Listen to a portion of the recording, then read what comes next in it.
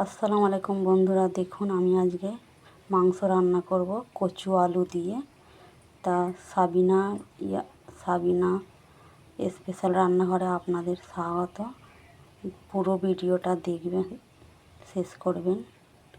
আমি এখানে মাংস নিয়ে নিয়েছি, আলু, কচু, পেঁয়াজ, আদা রসুন কুচি, হলুদ, লঙ্কার গুঁড়ো, জিরে গুঁড়ো, ধনে গুঁড়ো, তার সাথে তেজপাতা, এলাচ, লবণ, দুটো কাঁচা লঙ্কা স্বাদ অনুযায়ী।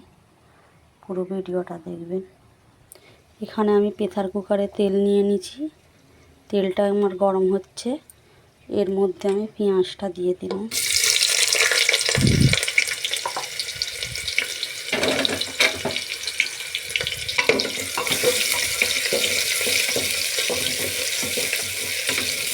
পেঁয়াজটা যতক্ষণ না কালার আসে আমি এটাকে নেড়ে চেড়ে নেব। পেঁয়াজটা কিন্তু আমার লাল হয়ে গেছে, অনেকটাই কালারটা চেঞ্জ হয়ে গেছে, দেখতেই পাচ্ছেন।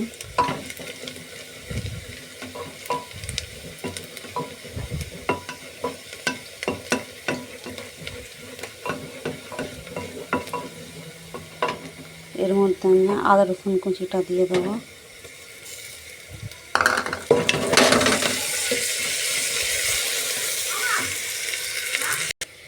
পেঁয়াজটা আদা রসুনের গন্ধটা ছেড়ে গেছে, দেখুন লাল লাল হয়ে গেছে। আমি এবারে মাংসটা দিয়ে দেবো এর মধ্যে।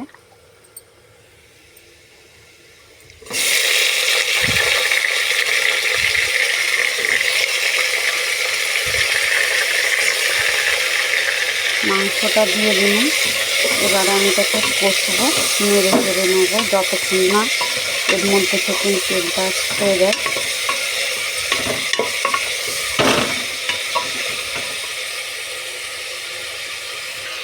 দেখুন এর মধ্যে থেকে তেল ছেড়ে দিয়েছে, দেখতেই পাচ্ছেন। আমি এবারে মশলাগুলো এতে দিয়ে দেবো, পুরোটাই দিয়ে দেবো।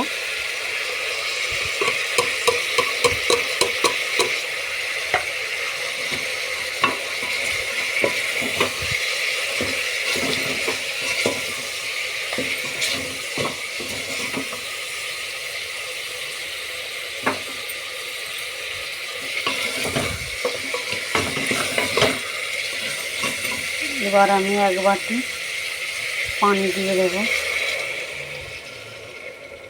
দেওয়ার পরে এটাকে আমি নেড়ে নেব।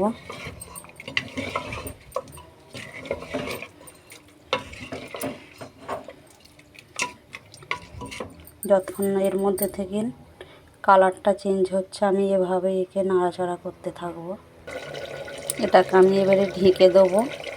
3 থেকে 4টে সিটি নিয়ে নেবো এর মধ্যে।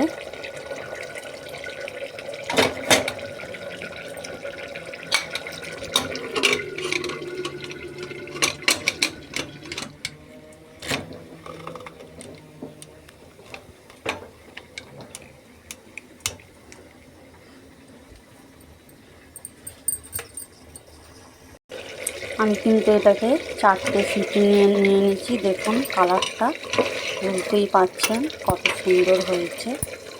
এবারে আমি এর মধ্যে আলুটা, কচুটা এর মধ্যে আমি দিয়ে দেবো। দিয়ে একটু কষে 5 মিনিট কষে নিয়ে আবার এটা ঢেকে দেবো, 2টো সিটি নিয়ে নেবো। দেখুন আমি এর মধ্যে দিয়ে দিয়েছি কচু আলু, দেখতেই পাচ্ছেন। এবার আমি এটাকে কষে নেব। দেখুন আমি এটাকে কষে নিচ্ছি, প্রায় আমার এটা কষা হয়ে গেছে। এবারে আমি এটাকে আবার ঢেকে দেবো। এর মধ্যে একটু জাফরান অল্প করে দিয়ে দেবো। এবারে আমি এটা 2 বাটি পানি দিয়ে নিয়েছি। 2 বাটি পানি দিয়ে আমি এটাকে একটু কষে নেবার পরে আবারও এটা আমি চাপা দিয়ে দেবো। প্রেসার কুকারের মুখটা দিয়ে আমি এতে 2টো সিটি মেরে নেব। দেখুন আমার কচু আলু মাংসটা রান্না হয়ে গেছে, দেখতেই পাচ্ছেন কালারটা কত সুন্দর হয়েছে। এভাবে রান্না আপনারাও যদি পছন্দ করেন বাড়িতে বানিয়ে খাবেন। আমি আবার একটা নতুন ভিডিও নিয়ে আসবো। খোদা হাফেজ।